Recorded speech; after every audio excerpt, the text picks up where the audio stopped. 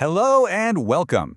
Today, we're going to tackle one of the most powerful and, let's be real, one of the most intimidating tools in all of Excel, the pivot table. If you've ever found yourself staring at a giant spreadsheet just wishing you could ask it a question, well, you are in exactly the right place. We're going to make your data talk. So first things first, let's set the scene. We're going to start with a problem that I am sure looks very, very familiar to a lot of you. It's the classic data dilemma. You've got all the data, right? It probably looks something like this. You know, a perfectly nice table, rows and rows of information. All the details are technically there. It's just this wall of dates and names and categories and numbers. But what's the story here? Looking at this, could you quickly tell me who spent the most money? Or what was the most popular thing people bought? It's tough, right? You'd have to start sorting and filtering, maybe writing a few formulas. It's just a ton of work to get what should be simple answers. And this, my friends, is where our hero enters the story. Say hello to the pivot table. This is the tool that's designed to just slice right through all that noise and give you clear, instant answers. So what is it really? Well, at its core, it's an interactive tool that lets you calculate, summarize, and analyze your data. The two big words you got to remember are summarize and analyze. It takes that massive wall of info and just boils it down so you can finally see the patterns and trends hiding inside. And just look at this transformation. On the left, you've got our original data mess, and on the right, the pivot table. It's instant clarity.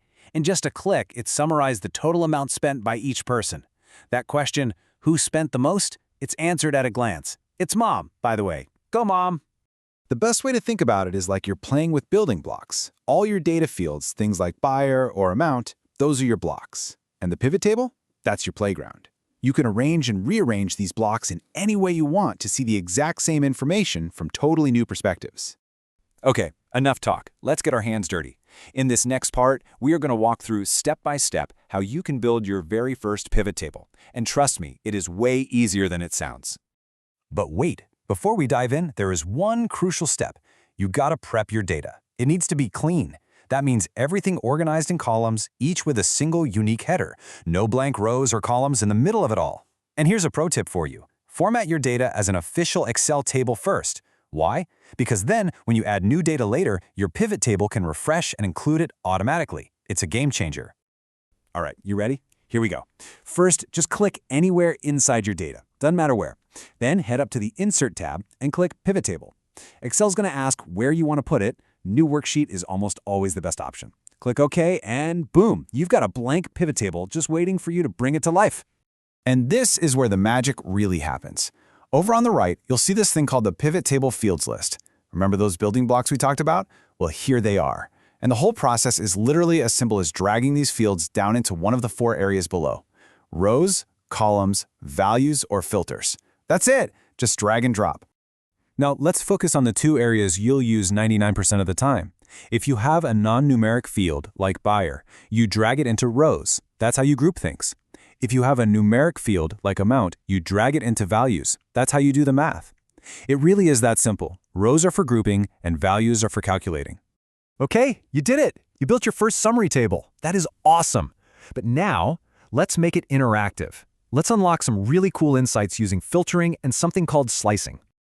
So the classic way to filter your data is to drag a field into that filters area. And yet, it creates a little drop-down menu that you're probably familiar with. It works, but honestly, there's a much cooler, much more elegant solution.